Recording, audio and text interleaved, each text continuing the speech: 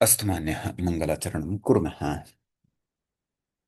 ॐ श्रौत्रारहन्ति चणैर्महर्षिभिरहर्दिवम् तोष्टुयमानोऽप्यवनो विभुर्विजयते तराम् पूर्वार्धे कथितास्तुर्यपञ्चमाध्यायवर्तिनः प्रत्यया अथ कथ्यन्ते तृतीयाध्यायगोचराः।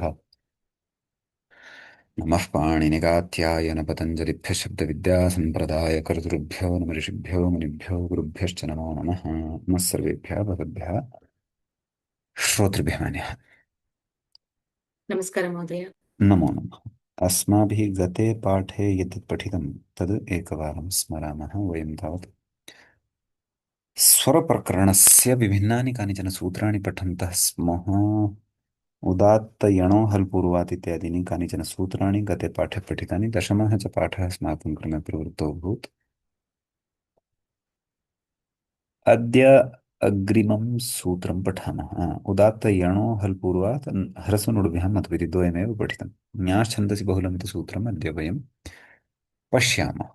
कः तावत् अस्मिन् सूत्रे विशेषः इति। इतः न्याश्छन्दसि बहुलम् इति अस्ति।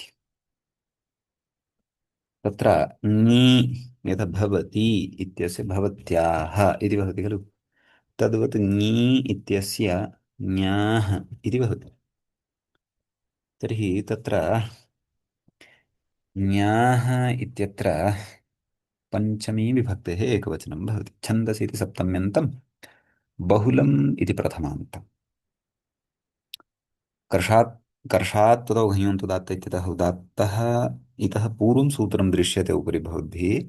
नामन्यतरस्याम् इत्यतः नामित्यनुवर्तते। सावेकाच तृतीया द्विभक्तिः इत्यतः विभक्तिः इति चानुवर्तते। ततः सूत्रार्थः इत्थं जायते।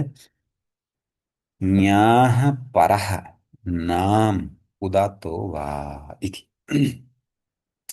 नाम स्त्री प्रत्यय भागविशेषः ङी। तत्र ङीप् ङीष् ङीन् इति त्रिधः प्रत्ययाः भवन्ति अनुबन्धभेदेन। तत्रापि ङी अवशिष्यते, तस्यापि इ इति अवशिष्यते। तस्मात् परः यः नाम नाम च नुट् सहितः आम् अत्र उच्यमानः वर्तते, सः उदात्तः भवति वा विकल्पेन।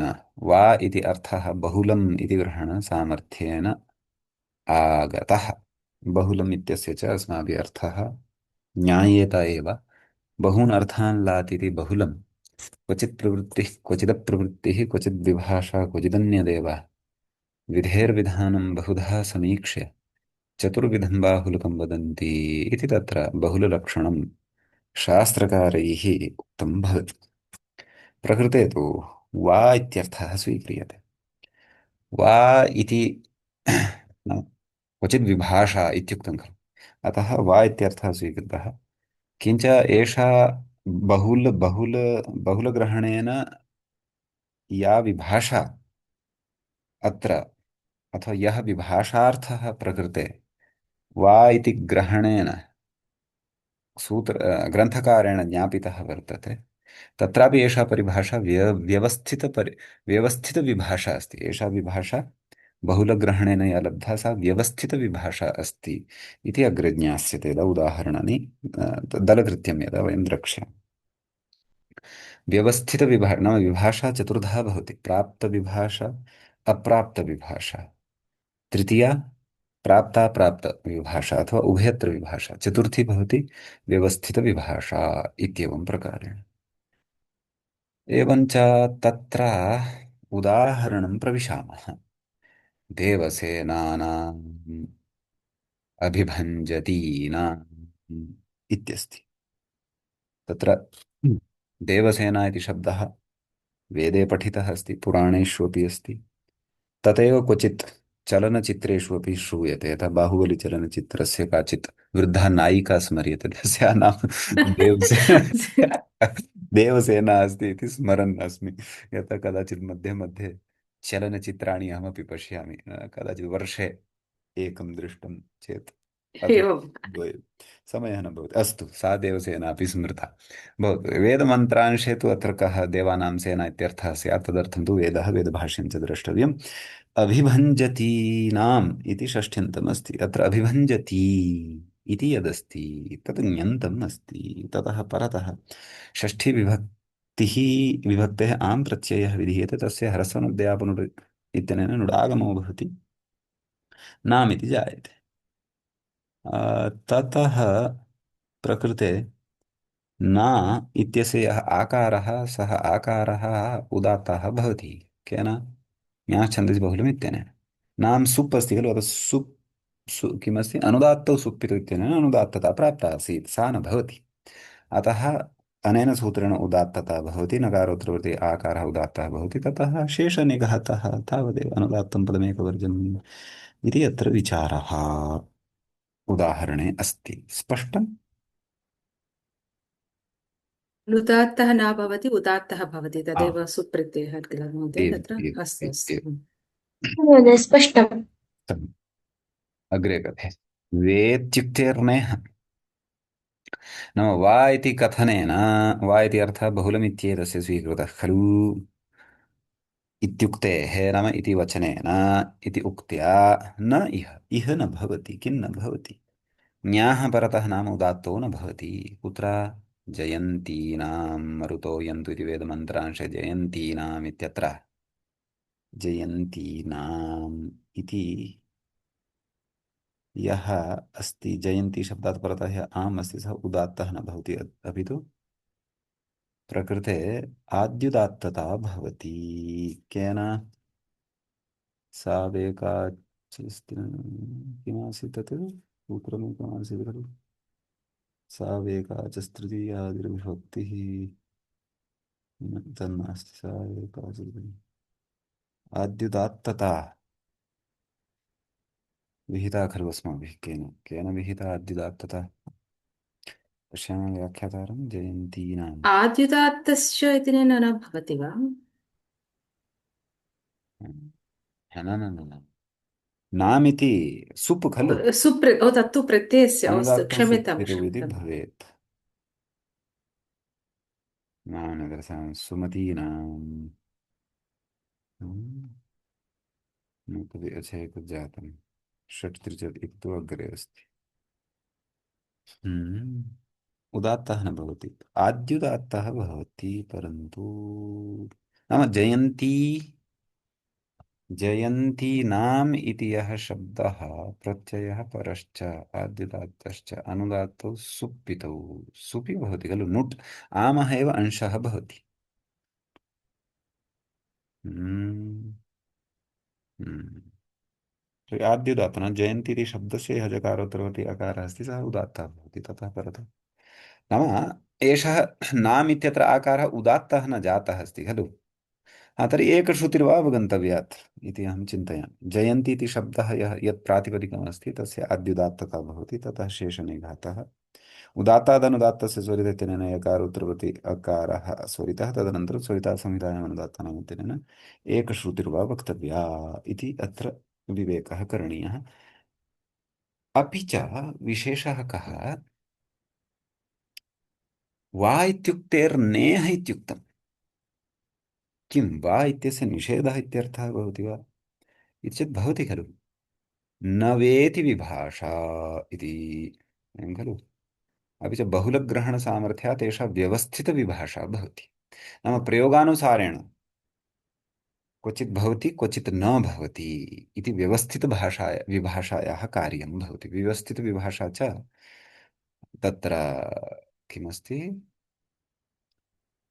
गोः अवङादेशः केन विधीयते अवङ्स्फोटायनस्य इत्यादिषु गवाक्ष आम् आम्। इत्यादीनां चिन्तनसमये व्यवस्थितविभाषा तत्र विस्तरेण विचार्यते इति अत्र विचारः अस्ति मान्यः स्पष्टम् अथवा आं काचित् महोदय स्पष्टम्। अस्तु महोदय।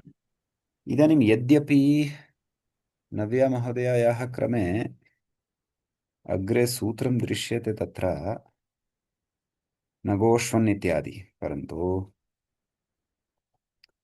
एतस्य सूत्रस्य पठनाय एतत् सूत्रं पठनीयमेव भवति। ततः प्राक्तनं सूत्रं किम्? षट् त्रिचतुर्भ्यो हलादिः। यतः एतस्य समग्रस्य अनुवर्तनं तत्र गच्छति न गोष्वन् इति सूत्रं प्रति, अतः एतत् सूत्रमपि किञ्चित् पश्यामः एव। षट् चतुर्भ्यो हलादिः इति कथयति। शश च त्रिश्च शश च त्रयश्च चत्वारश्च षट् त्रिचत्वारः तेभ्यः षट् त्रिचतुर्भ्यः एवम् इतरेतरयोगद्वन्द्वः अस्ति। हल आदिः यस्य सः हलादिः। कर्षात् तुदो मह्यन्तु उदात्त इत्यतः उदात्तः सावैकाचस्त्रिभ्यः विभक्तिः इत्यतः विभक्तिः च अनुवर्तते। सूत्रार्थः तु अत्र न दत्तः वा? एकक्षणम् एकक्षणम्। ओह, पश्यामि।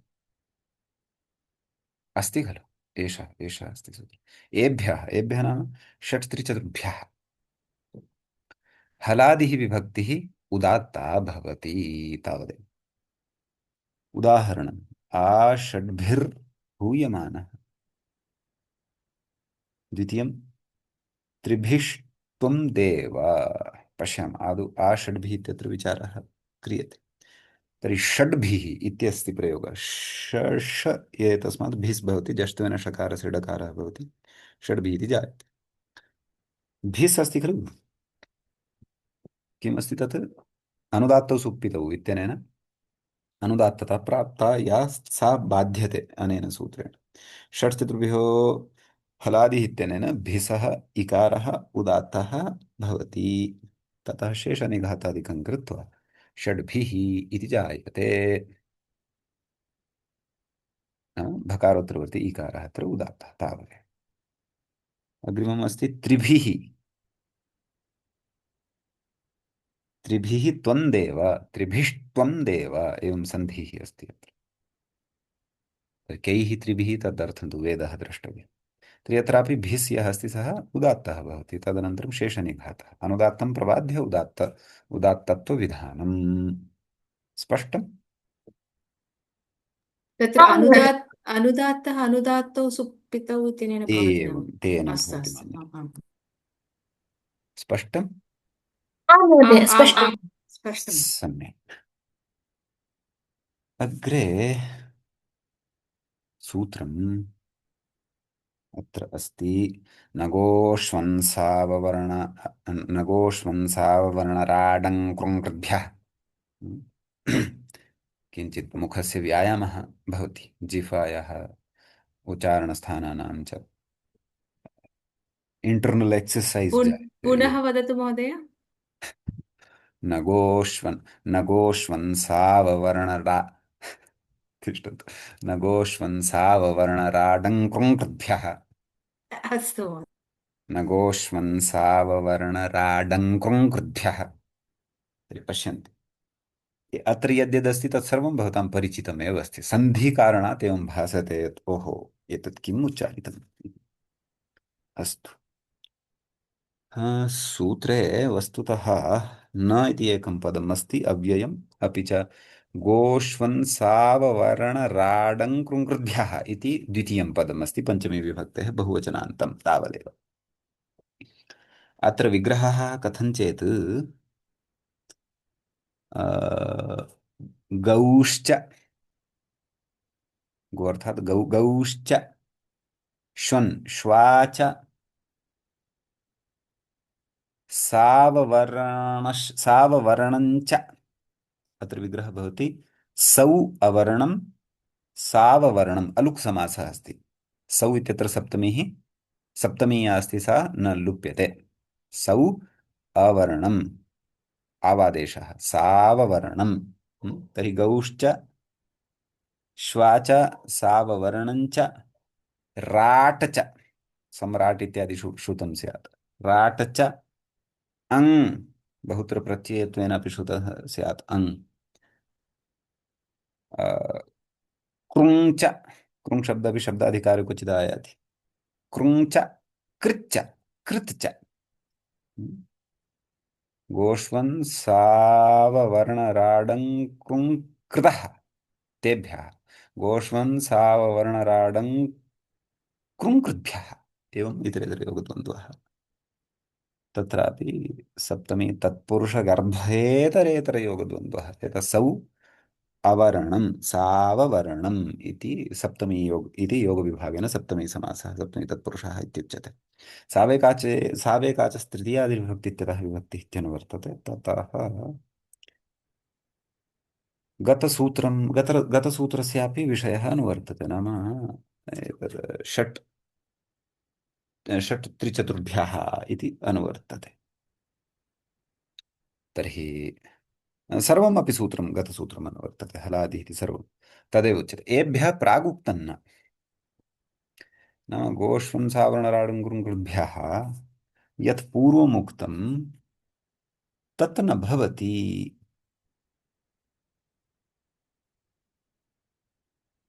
वस्तुतः पूर्वसूत्रे एव न इतः पूर्वं यद्यत् तत्र स्वरविधानं कृतं तत् अत्र न भवति इति गतसूत्रेण एव सम्बन्धः नास्ति परन्तु इतः पूर्वं यथा एतद् वा अपि च न्याश्छन्दसि बहुलं वा अथवा नामन्यद्रस्याम् इति वा अथवा यत्किमपि स्वरस्य मुख्यः विषयः पूर्वमुक्तः सः न भवति तद् उदाहरणे स्पष्टीभविष्यति पश्यन्तु तर्हि कथं गवां शता इत्यस्ति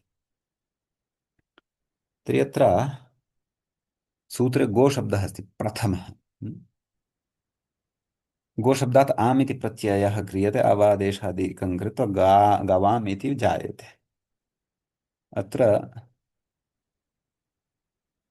आम्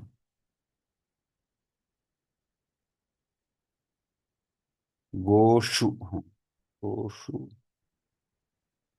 सम्यक् हा न गोशब्दः यः अस्ति खलु सः गोशब्दः सप्तमी विभक्तेः बहुवचने सुपि परतः एकाच् भवति अतः सावेकाच् तृतीयादिविभक्ति इत्यनेन अत्र उदात्तता प्राप्ता भवति कस्य गोशब्दस्य खलु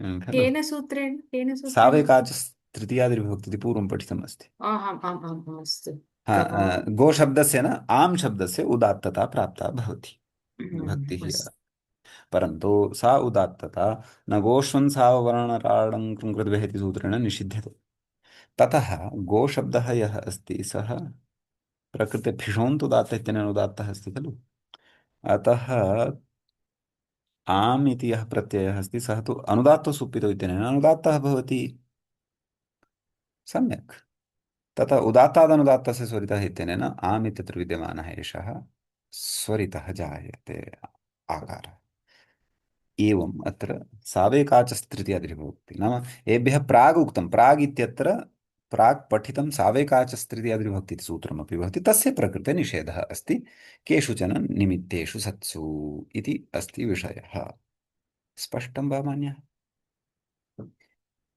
आं महोदय स्पष्टम् आम् महोदय आम् ततः गोष्वन् हा एतस्य एव गोशब्दसम्बद्धमेव अन्यद् उदाहरणमत्र उच्यते गोभ्यो गातुम् अत्रापि तथैव अस्ति सावैकाचिस् तृतीयादिविभक्तितेन गोशब्दः नाम परतः सुपि परतः एकाच् भवति अतः भ्यसः किं प्राप्यते उदात्तता प्राप्यते स अनेन निषिध्यते गोष्वन् इत्यादि सूत्रद्वारा अतः अनुदात्तो सुप्पितो इत्यनेन भ्यस् इत्यत्र विद्यमानः अकारः अथवा तत्र सन्धिकारेण लब्धः ओकारः उदात्तः भवति क्षन्तव्यम् अनुदात्तः भवति गोशब्दः तु फिषोन्त उदात्तः इत्यनेन उदात्तः अस्ति एव अतः उदात्तादनुदात्तस्य स्वरितः इत्यत्र एवं स्वरितविधानम् अत्र कृतं दृश्यते इत्यस्ति विशेषः गोशब्दसम्बद्धम् उदाहरणद्वयमिदम् परन्तु महोदय तत्र तु तृतीया विभक्तेः एव उदात्तः उक्तः किल तृतीयादिः न तु ओ केवलं तृतीया एव अस्तु अस्तु सावेकाचस्तृतीयादिर्विभक्ति वाचा विरूपः अस्तु अस्तु आम् इति आम् यत्पूर्वं पठितम् एवम् समीचीनम्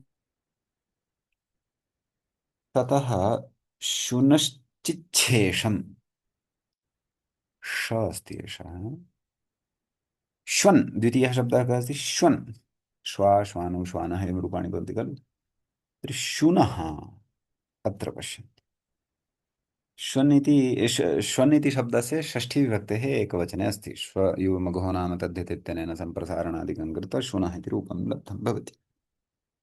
प्रकृते अपि यः ङस् अस्ति खलु, शुनः, शुनस्, सस्य ऋतुविसर्गे सति शुनः इति जायते, तर्हि नकारोत्तरवर्ती अकारः नाम ङस् विभक्तेः अकारः सावेकाचस् तृतीयादिविभक्तिः इत्यनेन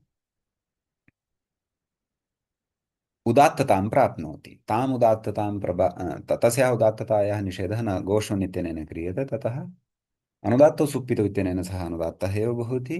फिषोन्तुदात्तः इत्यनेन षकारोत्तरवर्ती अकारः तु उदात्तः एव, तदा उदात्तादनुदात्तस्य स्वरितः इत्यनेन शुनः इत्यत्र स्वरितविधानं क्रियते इत्यस्य विशेषः। सम्यक् स्पष्टम्। आं महोदय। हम्म। समीचीनं।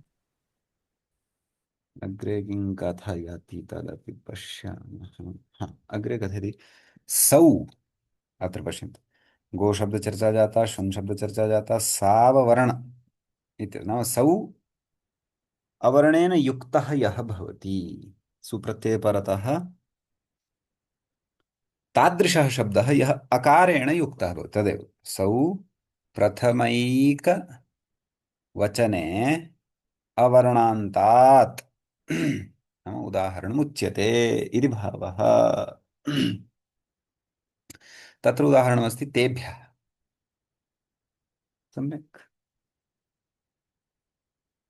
तर्हि नाम तादृशः शब्दः यः सुप्रत्यये परतः अवर्णान्तः भवति, तस्मात् परतः अपि प्रागुक्तं न भवति इति भावः।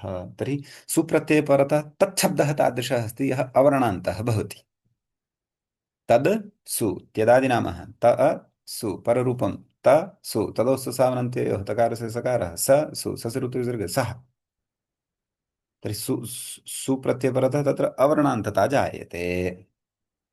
अतः तादृशात् शब्दात् परतः यदि भ्यस् प्रत्ययः अथवा काचित् विभक्तिः प्रागुक्तं विधानं प्राप्नुवती भवति, तर्हि तस्याः गोष्वन् साववर्ण इत्यादिना निषेधः भवति। तर्हि पश्यन्तु, तेभ्यः इत्यत्र विचारः। तद्भ्यस् त्यदादिनामः अतो गुणे पररूपं बहुवचने झल्येत्। ता ते भ्यस् तदेव सावेकाचस्त्रीयादिविभक्ति इत्यनेन भ्यसः उदात्तता प्राप्यते, परन्तु न गोष्वन् साववर्ण इत्यनेन निषिध्यते। ततः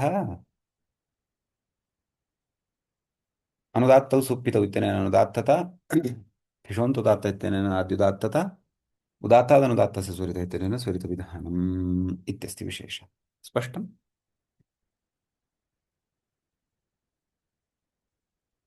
मान्यमान्याः। सौ सौ प्रथमेकवचने अवर्णन्तात् इति उक्तं। सौ प्रथमेकवचने अवर्णान्तता स्यात्, तादृशः यः शब्दः। हा, तर्हि तत्र ते इति तु तत् शब्दं स्वीकृतं किल, तत्र कथं तत्र। तद् पररूपेण ओ, अस्तु अस्तु। तस्य अकारान्तता जायते इति अत्र व्याख्यातव्यम् अथवा एवं वा? अवगन्तव्यम्। अस्तु अस्तु महोदय, शृणोमि अस्तु कार्यन्तम्। महोदय। स्पष्टं खलु? अवगतम्। आं महोदय। तर्हि तत्र साववर्ण सा अग्रे किमस्ति साववर्ण राड् कृतभ्यः हा हा तेषां अच्छा न न अस्तु अस्तु अस्तु। तेषां पाहि श्रुधिः हवम्। हा हा सौ साववर्णस्य अन्यदपि उदाहरणमस्ति। तेषां सर्वः अपि विचारः तेभ्यः इति वदेव अस्ति। अन्यानि उदाहरणानि अत्र अत्र न दत्तानि, तदर्थं काशिकामातरम् उपसरामः।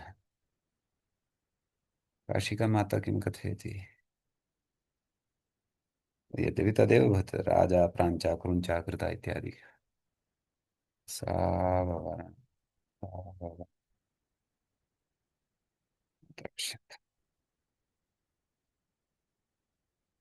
काशिका लुच्चूडण्डी अत्र पश्यन्तु।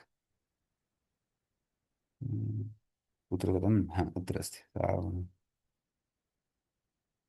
नाम चेह पूजा पञ्चतिः कुर्वन्तः संकारचरणं नाम चेह पूजा प्राञ्चा इति प्रान् हा न न ततः पूर्वं राज इति स्यात् खलु हा अत्र अस्ति खलु राजा परमराजः राज इति राजा तृतीया एकवचनमस्ति हम्म। परमराजः इति समासान्तः अस्ति राजः किमस्ति अहः सर्वैकदेशसङ्ख्यातो नैव राजा हस्सखिभ्यश्टच् हा एवमस्ति खलु टच् प्रत्ययः अङः प्राञ्चा प्राङ्भ्याम्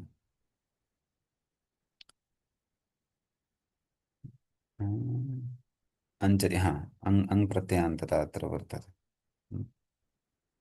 पुनश्च कृञ्च एतस्य न न प्राचा प्राच इति दत्तमस्ति कृञ्च एतस्य कृञ्चा परमकृञ्चा कृत् एतस्य कृता परमकृता इमानि अन्यानि उदाहरणानि अत्र द्रष्टुं शक्यन्ते विचारः समानः एव अस्ति पूर्वं यदुदात्तविधानं प्राप्तं भवति तस्य निषेधः क्रियते ततः अनुदात्तता ततः उदात्तादनुदात्तस्य स्वरितः इत्यादिकं भवति तावदेव स्पष्टं मन्यः आं महोदय स्पष्टम् अस्तु महोदय। सम्यक् अग्रे भवत्याः क्रमे सूत्रमस्ति दिवो झल् इति दिवः इति पञ्चम्यन्तम् झल् इति प्रथमान्तम् एवं खलु गोष्वन् साववर्णराडं कृङ्कृद्भ्यः इत्यतः न इत्यनुवर्तते सावेकाच तृतीयाद्विभक्ति विभक्तिः कर्षात् उदगञ्योन्तदात् इत्यतः उदात्तः इति च अनुवर्तते सूत्रस्य अर्थः दिवः परा जहलादिर्विभक्तिः नोदात्ता दिव इत्येतस्मात् परतः या विभक्तिः झलादिः भवति सा उदात्ता न भवति इति सूत्रस्य अर्थः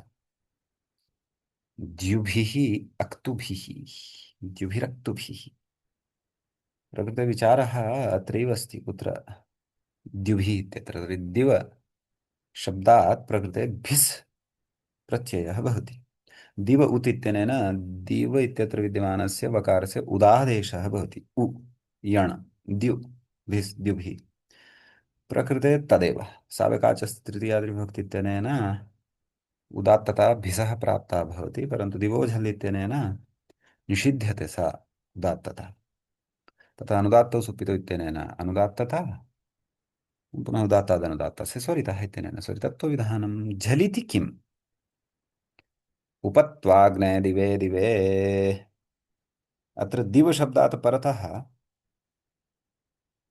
झलादिर्विभक्तिः नास्ति ङे एतस्य ए अवशिष्यते सः तु अजादिः अस्ति अतः अन्तोदात्तता या अन्तोदात्ततायाः निषेधः न भवति अन्तोदात्तता भवत्येव सावेकाचस्त्रित्यादिर्भवति इत्यनेन इति भावः अवगतम् आं महोदय सम्यक् एतद्द्वयमपि समापयामः झटिति आम् झटिति आम् महोदय आम् आमाम् आम् अग्रे अस्ति शक्यते खलु वंशीजी भवत्याः अपि आम् आं महोदय कुरुताम्। अग्रे किमस्ति अग्रे अस्ति तित्स्वरितम् अग्रे गच्छ तित्स्वरितं निगदव्याख्यातं कोऽर्थः नाम निगदेनैव व्याख्यातं भवति निगदं नाम उक्तं सूत्रे यानि पदानि वर्तन्ते तदेव अत्र पश्यन्तु व्याख्यातम् उच्चारणेनैव व्याख्यातम् इति निगदं नाम उच्चारितमेव व्याख्यातं तस्मात् पूर्वम् अन्यत् सूत्रमस्ति न महोदय? तत् महोदयायाः सूच्यां नास्ति अस्तु अस्तु महोदय क्षम्यतां सूच्याम्। एवम्। अतः मया एवं कृतम् हा तर्हि निगदव्याख्यान उच्चारणेनैव व्याख्यातं निगदं क्वचित् लिखति खलु दीक्षितः स्पष्टं झलां झषि स्पष्टम् इदानीं यः तु आचार्यं विना पठति कौमुदीं सः यदि तत्र पश्यति गत्वा अरे झलां झषि इत्यस्य कः अर्थः भवति इति कोऽपि पृच्छति तर्हि सः वदेत् स्पष्टम् आं महोदय तत्र तु क्लेशः भवति। एकवारं शृङ्गेर्ये अवगतम् तद् मयापि दृष्टम् आसीत् आ, स्पष्टम् इति उक्त्वा तत् किं बुद्धि किम् एकवारं शृङ्गेर्यां यदां छात्रः आसं तदा मम सहपाठी वाग्वर्धिन्यां भाषणाय गतः। सः न पठति स्म धूर्तः कदापि न। रटनं करोति अग्रे गत्वा वदति। तदा प्रसङ्गवशात् आचार्येण पृष्टं भोः अत्र जष्टुङ्केन तर्हि स्पष्टम् इति उक्तम्। न तदा सः उक्तवान् झलां झष్ झषि सूत्रमादौ अशुद्धम् उक्तवान् झलां झष् खरि किमपि तदा कः अर्थः स्पष्टम् तदेव रट्टं कृतं प्रायः। तत् स्मर्यते एवं चित्स्वरितम् इत्यस्य कः अर्थः स्पष्टम्। कश्चन निगतव्याख्यातम् इति कौमुदी यः न जानीयात् तस्य मूर्छा आगच्छेत् अरे निगतव्याख्यातं किं स्यात् एतत् निगतव्याख्यातं शीर्षासनं भवेत् अस्तु भवतु क्वनून् नाम किं तित् स्वरितं त इति यस्य सः तित् तर्हि किमपि नास्ति निगतव्याख्यातमेव खलु नाम तित् प्रत्ययः स्वरितः भवति तावदेव उदाहरणमस्ति क्व नूनम् इति तर्हि क्व इत्यत्र किम् इति शब्दः भवति तस्मात् किमोत् इति सूत्रद्वारा अत् इति तद्धितः प्रत्ययः भवति हाँ, किम् अत् तस्य अ अवशिष्यते तथा एकं सूत्रमस्ति तद्धितेषु एव क्वाति तेन सूत्रेण किं शब्दस्य स्थाने क्व आदेशः भवति क्व अ इति स्थिते यस्य चैतन्येन क्व इत्यत्र वकारोत्तरवचनः हकारस्य लोपः भवति क्व क व अ क्व तद्धितश्च सर्वविभक्तित्वेन अव्ययसंज्ञा भवति अव्ययादाप्सुक इत्यनेन सुपः लोपः भवति अव्ययमिदं कुत्र इत्यर्थे तर्हि प्रकृते वकारोत्तरवर्ती यः अकारः श्रूयमाणः अस्ति सः अति किमोति इत्यनेन सूत्रेण विहितः यः अत् इति प्रत्ययः तदंशभूतः सः च तित् तित् कारणात् तित् स्वरितमित्यनेन स्वरितत्वविधानं भवति अत एव सूत्रकारेण तत्र विचिन्त्य किमोत् इति दृष्टम् हम्म? इति नाम स्वरितचिह्नं दृष्टम् अतः सः तत्र स्वरितविधानाय तकारानुबन्धं तत्र योजितवान् इति भावः स्पष्टम् आं महोदय स्पष्टम्। महोदय अग्रे अस्ति उपोत्तमं रीति तदर्थम् अग्रे गच्छामि अत्र अस्ति कुत्र अस्ति इतोपि अग्रे अस्ति अन्ते अस्ति प्रायः इतोप्यन्ते अस्ति अत्र अस्ति शिवसूत्रं समासस्वरः उपोत्तमं रीति उपोत्तमं तद्धितेषु क्वचित् पूर्वं चर्चितम् गुरूपोत्तमाभ्यां वुञ् इति किमपि सूत्रैकदेशं स्मरन्नस्मि पश्यामः गुरूपोत्तमाभ्यां वुञ् वुञ् प्रत्ययः स्यात्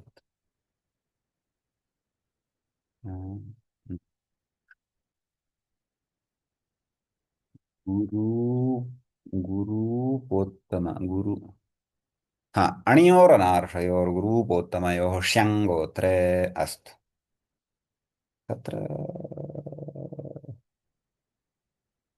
अत्र उपोत्तमलक्षणमुक्तमस्ति मूले कौमुद्याम् त्र्यादीनाम् अन्त्यम् उत्तमं तस्य समीपम् उपोत्तमं नाम तादृशः शब्दः यस्मिन् शब्दे त्रयः अथवा ततोपि अधिकाः के भवन्ति स्वराः भवन्ति अचः भवन्ति तेषु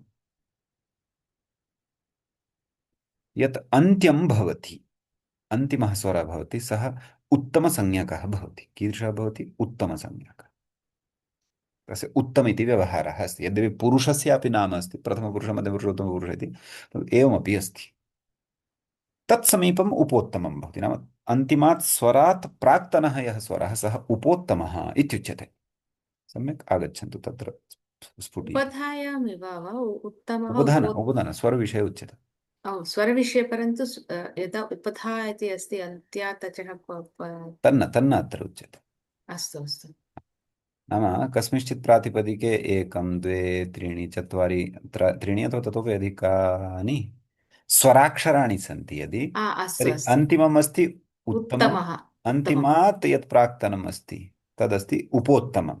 उपोत् उत्तमस्य समीपे उपोत्तमम् इति तदेव कथयति। र इति यस्य सः रिति नाम रित् प्रत्ययान्तस्य उपोत्तमम् अनुदात्तं स्यात्। नाम रित् प्रत्ययान्तः यः अस्ति तस्य यत् उपोत्तमवर्णः अस्ति तस्य अनुदात्तता विधीयते इति सूत्रस्य अर्थः। तर्हि पश्यन्तु उदाहरणमस्ति यदाहवनीये इति। आहवनीये उपसर्गपूर्वक हु दानादनयोः इति धातोः अनिर् प्रत्यये आहवनीय इति शब्दः सिद्धः भवति। आहवनीय इति शब्दः रिदन्तः अस्ति, रित् अन्ते अस्ति यस्य, सः कः? अनीयर्। अतएव तत्र अनीयरी रेफस्य अनुबन्धस्य प्रयोजनमस्ति। अनीयर् प्रत्यये रेफानुबन्धस्य प्रयोजनं किम्? उपोत्तमं रिति इति। सम्यक्। तर्हि आहवनीय इति शब्दे उत्तमम् अस्ति यकारोत्तरवर्ती अकारः, उपोत्तमम् अस्ति ईकारः, उपोत्तमः अस्ति ईकारः। व्यञ्जनानि तु अविद्यमानवत् भवन्ति स्वरविधौ। अतः प्रकृते नी उपोत्तमः अस्ति, नी इत्यत्र ई, सः उदात्तः विधीयते। ततः शेषनिघातः भवति। आह व ये इत्यत्र एते सर्वे अनुदात्ताः भवन्ति, उदात्तादनुदात्तस्य स्वरितः इत्यनेन ये इत्यत्र विद्यमानः एकारः स्वरितः जायते। तत् स्वराङ्कणं करणीयम्, अत्र मिस्प्रिण्ट् न स्यात् इति अत्र अस्ति विशेषः। सम्यक्। महोदय अवगतम्। तर्हि एतानि प्रत्ययस्वरसूत्राणि। इदानीम् 18 सूत्राणि अत्र सन्ति, 22 अत्र सन्ति, 20 अत्र सन्ति। तर्हि श्वः प्रभृति किं समासस्वराः पठनीयाः वा अथवा प्रायः पठितुं शक्यन्ते वा महोदय? किं किं प्रथमं के फिट् स्वराः प्रथमं फिट् समापयितुं अस्तु। शक्नुमः वा? तर्हि आदौ फिट् स्वरानेव पठामः वा? अस्तु, यथा भवत्याः अपेक्षा अस्ति परीक्षादृष्ट्यापि। तर्हि श्वः फिट् स्वरान् पठिष्यामः वंशीजी। आं महोदय अवश्यम्। ततः सम्यक्। परं समासो वा तिङन्तो वा भवतु, तत्र चिन्ता नास्ति। अस्तु तत् अस्तु अस्तु। हा, प्रथमं फिट् स्वरान् समापयामः। सम्यक्। तर्हि फिट् स्वरान् श्वः प्रभृति द्रक्ष्य। तत् दृष्टं फिषोऽन्त उदात्तः तत्तु विषोऽन्तु उदात्तः। हा तत् प्रथमं बहुवारं तस्मिन् सूत्रे दत्तं।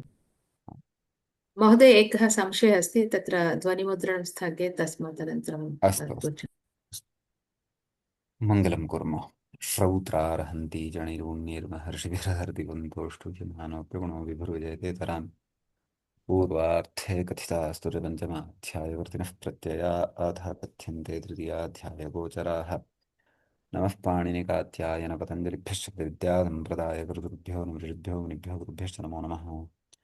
एवञ्च स्वरप्रकरणस्यास्य अस्माकं क्रमे 11 पाठाः एषः प्रवृत्तः। अग्रे अग्रिमसूत्राणि पठिष्यामः। नमः सर्वेभ्यः श्रोतृभ्यः भवद्भ्यः शुभरात्रिः।